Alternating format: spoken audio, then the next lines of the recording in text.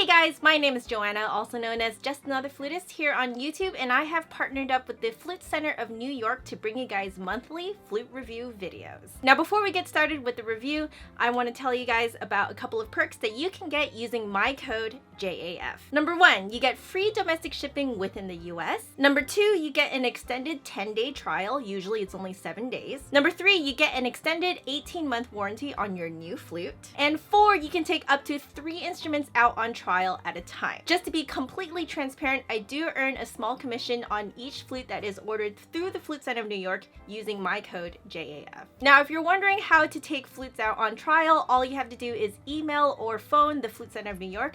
I will leave a link to their contact page in the info box down below. Be sure to give them my code JAF. However, if you already know which flute you want to order, head on over to the Flute Center of New York's website and use my code as the coupon code at checkout. If you are going to take flutes out on trial, be sure that you are actually in the market to buy. As for how the free shipping works when you take flutes out on trial, you will actually be charged the shipping fee up front. However, when you return the flutes, then you will be refunded the shipping cost. The Flute Center of New York also price matches any other authorized dealer, so you'll always know that you're getting the best bang for your buck. A couple more things regarding trying flutes. Make sure you take off all rings and dangly jewelry that can potentially scratch the flute. Never use the polishing cloth, the swabbing gauze, or the cleaning rod that comes with each new flute because they are not yours yet. And lastly, a disclaimer, each flutist plays each flute differently. This is because none of our mouths are the same. And so the way air travels through your body and through your mouth is going to differ a little bit from person to person. Like in Harry Potter, just as the wand chooses the wizard, so the flute chooses the flutist. My job is simply to describe to the best of my ability how these flutes like to be played. It's up to you to decide which flute works the best for you. All right, and now let's jump straight into the review.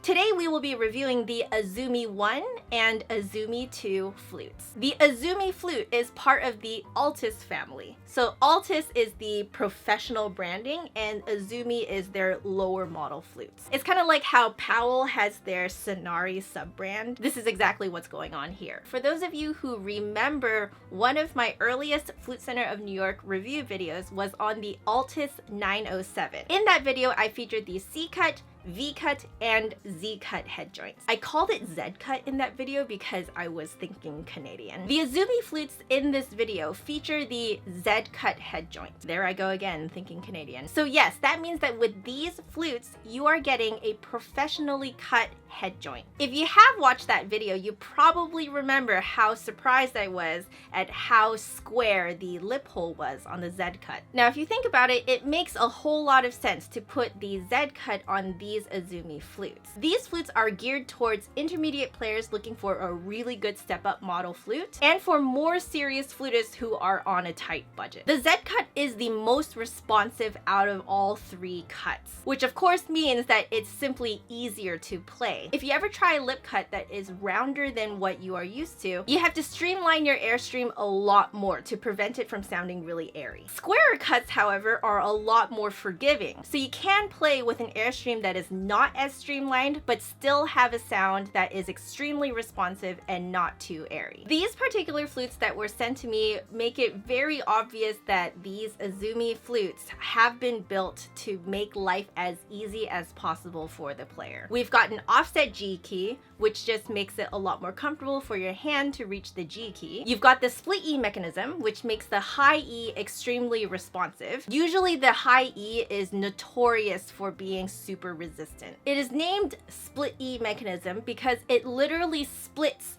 2 usually joined keys apart. Usually the G key forces the key below the pinky key to go down with it. With a split E mechanism, when you depress the second key on the right hand, it will force that one key below the left pinky key to go down by itself. So that means that usually when you play a high E without the split E mechanism, that key below the left pinky key is usually open. If that key is closed by itself, it makes the high E a lot more responsive. And you've also got a gizmo, which helps the highest notes come out a lot more easily. This is because you are essentially turning your B foot joint into a C foot joint, which means that the air is escaping the tube faster. If you think of panpipes, the shorter the tube, the higher the note is. So if you essentially shorten the entire tube of the flute and try to play higher notes, those higher notes will come out a lot more easily. Now combine all of that with a super responsive, professionally cut head joint, and now you know why Azumis are extremely popular. Now let's talk about the packaging that comes along with these flutes. You've got an extremely well-anchored shoulder strap, and that shoulder strap doubles as the shorter handle for the entire case. As a novice seamstress myself, I noticed all of the lovely piping detail around the entire cover. That's a lot of extra work that doesn't actually need to be done, but I like that they put it in there. It kind of reinforces it a little bit more. Then you've got your typical furry white lining on the inside of the cover. There's a large zipper pocket on the outside of the cover as well. And when you open the case, you will find that it's lined with a lovely green velvet material. Slytherin in me is very happy. The flute also comes with 2 silver savers. These are just tarnish strips that prevent the silver from tarnishing too fast. You will also find tucked between the case and the cover a wooden cleaning rod, a swabbing gauze, an Azumi branded microfiber polishing cloth, and a small baggie of open hole plugs. Alright, now let's actually play around with the flutes. Let's start with the Azumi 1. Altus sterling silver 0.925 riser and lip plate, Z-cut silver plated head joint, silver plated body and mechanism, drawn tone holes, French open hole model, pointed key arms, stainless steel springs, 0.016 tubing, so that is standard tubing, Altus-Bennett Scale, offset G, split E mechanism, B foot joint. Now I just want to make it clear that the offset G and the split E mechanism are options. So if you go to the direct product page of this flute that I have put in the bottom bar below, you will see that you can choose which options you want. Choosing between inline G and offset G does not change the price, but the split E mechanism is an additional $90. And this is because the split E mechanism literally requires you to put on more mechanism onto the flute. All right, let's get noodling on the Azumi 1.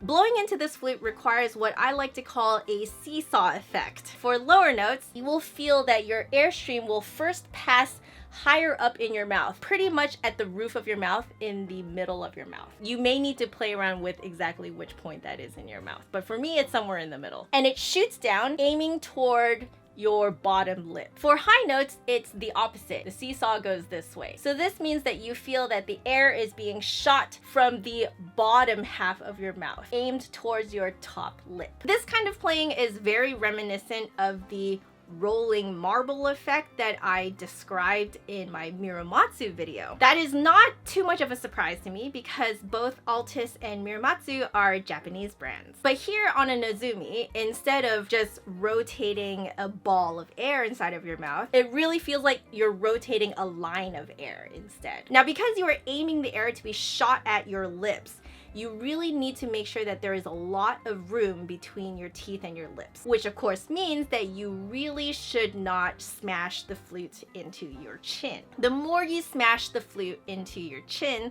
the more you will be tempted to smash your lips against your teeth. And if you do that, you will lose a lot of the resonance on this flute. You will actually be able to feel air moving between your lips and your teeth, which is even more apparent when you use vibrato because you can actually feel the air pulsating there. Here's the point where I always put in a little note about the gizmo. If you follow this seesaw effect on this flute, you will find that the high C, for example, just kind of pops out on its own, no problem. There's very little resistance. The Z cut on this head joint makes it very, very responsive in all registers, including the highest register. So I found that when I played around with the gizmo, I couldn't really perceive much of a difference in terms of ease of playing, but it did help kind of flatten the tuning a little bit. Now, if you are a less experienced player, you probably will feel that the gizmo will be very helpful in ease of playing. So I do think that this is a really good addition to this flute. And now for harmonics.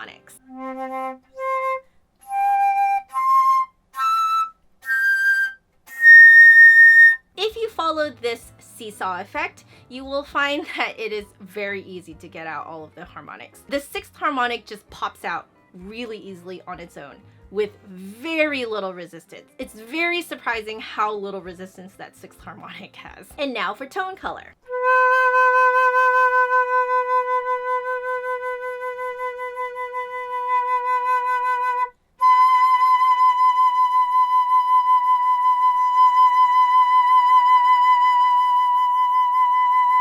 Generally, you just want to play with the back end of the seesaw. The more you widen and just generally make that part of your mouth bigger, the part with the back end of the seesaw, the richer your tone will be. The smaller and narrower you make that area in your mouth, the thinner your tone will be. You just have to keep the back end of the seesaw and the front end of the seesaw separate. So if you're only trying to change your tone color but not your dynamics, make sure you're only playing with the back side of that seesaw. All right, and now for the mechanism.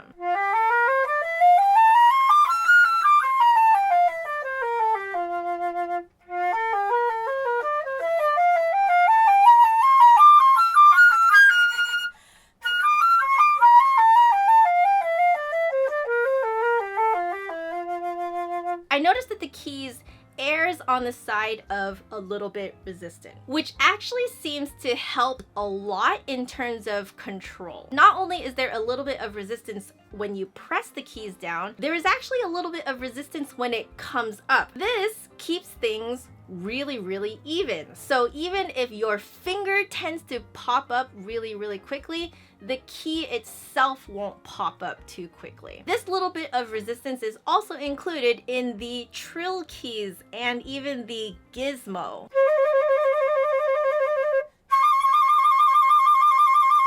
So that means that your trills are extremely even on this flute, even if your own finger is not the most even in the world. So of course, for fun, I tried to play unevenly.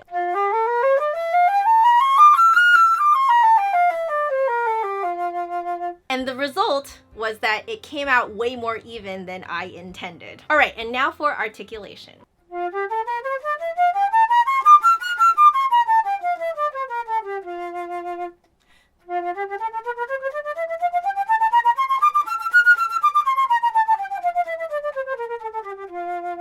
You want to make sure your tongue is very light and that you only use the tip of your tongue. However, whenever we think of using just the tip of your tongue, we tend to stiffen our tongue like crazy to make the tip of our tongue into a point. You don't have to do that on this flute. You can just keep your tongue really relaxed, but just use the top tip of your tongue. In terms of where you tongue, I find that it's actually on the roof of my mouth, a bit behind my front top teeth. In terms of double tonguing, same idea. Light tongue, use the tip of your tongue, and your K's need to be as forward as you can make them. You will almost feel like you're cheating a little bit. It's not a true ta, ka, ta, ka. It's a very light ticka ticka ticka that happens further forward in your mouth and higher up in your mouth. And lastly, for the Azumi one, dynamics.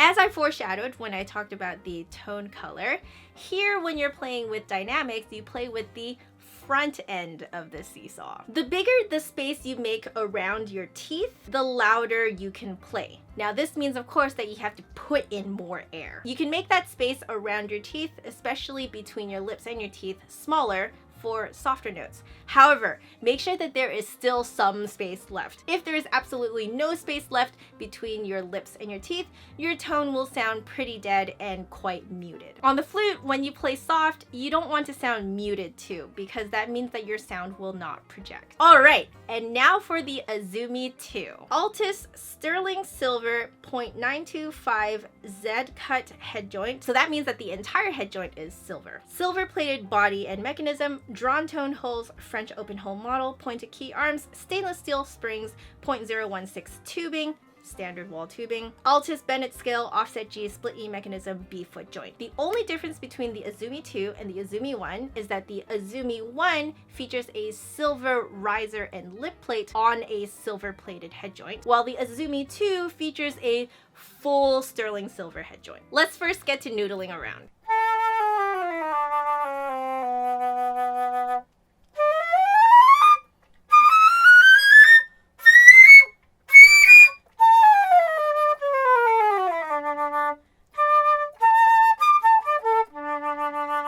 So as you may have guessed, the Azumi 2 uses the same seesaw effect type of playing as on the Azumi 1. However, your airstream is wider. So that means that the Azumi 2's head joint can take a lot more air than the Azumi 1. This is really good for players who love to get a lot of power out of their sound, because the more power you're trying to get out of your sound, chances are the more air you're trying to push through the flute. The Azumi 2 will be able to take that. Now, because you are literally pushing more air through the Azumi 2 than the Azumi 1, as you can imagine, the space between your lips and your teeth also needs to be bigger, because it needs to account for more air. You will feel the air rushing in that area way more, and if you use vibrato, you will really feel the air pulsating way more on the Azumi 2 than on the Azumi 1. I find that the Azumi 2 speaks so clearly up in the high register that you really can't tell the difference between using the gizmo and not using the gizmo. It does help a little bit with tuning though, so still useful. And now for harmonics.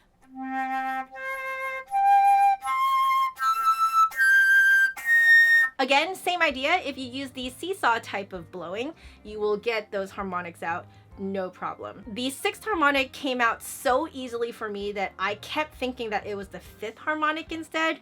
So I kept trying really hard to get the 7th harmonic out, thinking that the 7th harmonic was the 6th harmonic. That's how clearly this 6th harmonic spoke. Also, this tells you that I don't have perfect pitch. And now for tone color.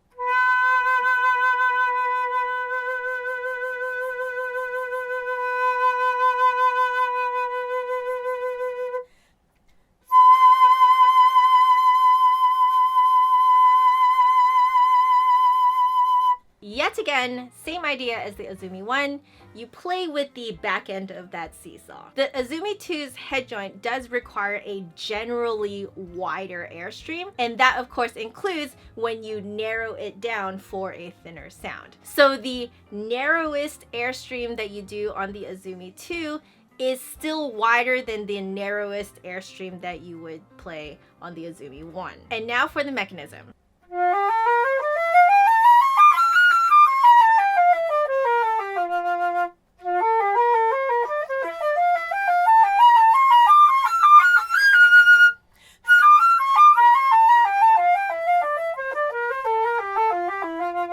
Now this is exactly the same as the Azumi 1. You've got the same resistances going on.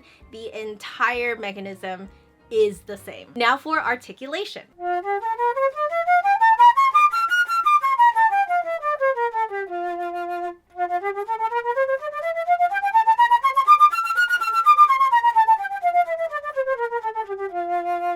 Again, you use that same light tongue and you tongue in the same part of your mouth. You also use the tip of your tongue. However, I do find that the Azumi 2 is more forgiving in your articulation, so you can tongue harder. So this of course means that if you have trouble tonguing super lightly, you'll probably find the Azumi 2 will fit you better. And lastly, dynamics.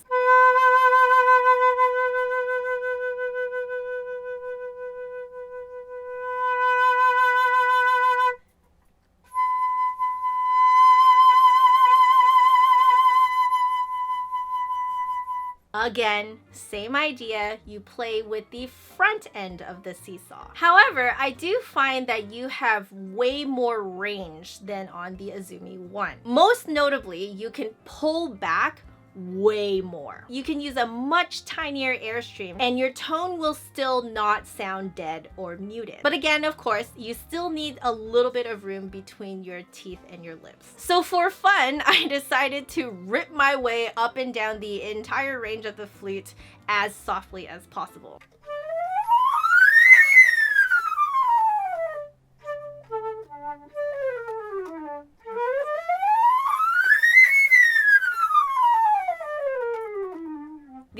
Azumi 2 is way easier to get that nice sparkly projecting soft sound. The Azumi 1 just overall sounds a little bit more muted than the Azumi 2. But yeah, I did find that playing super soft going up and down was super easy. I think it's the fact that it's cut in this Z cut. It's super responsive even when you're playing super soft. All right, and that is it for the review on these lovely Azumi flutes. Before I forget, let's talk about how much they cost. As of July 2017, because these prices are subject to change in the future, the Azumi 1's base price is $1,269. Again, like I mentioned, choosing between offset G and inline G does not add to the price, but if you opt for the split E mechanism, that is an additional $90, which would bring the total to $1,359.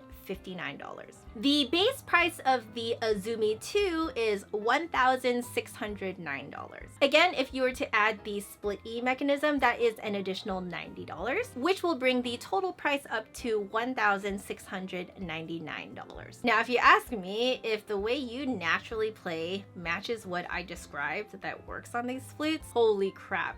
This is a great bang for your buck. I hope you guys enjoyed that review. If you play an Azumi, please let us know in the comments below what you think of your instrument. And if you have requests for any other brand of flute that you want me to try out, please also list that in the comments below. Not only do I read them, but the Flute Center of New York reads them as well. Be sure to follow the Flute Center of New York on their social media networks. I will put them in the bottom bar below. And if you like this video, make sure you give me a big thumbs up and hit subscribe for new videos every Saturday. My last video is over there. And if you want to catch me during the week, my social media networks are down there. But otherwise, I will see you guys next week.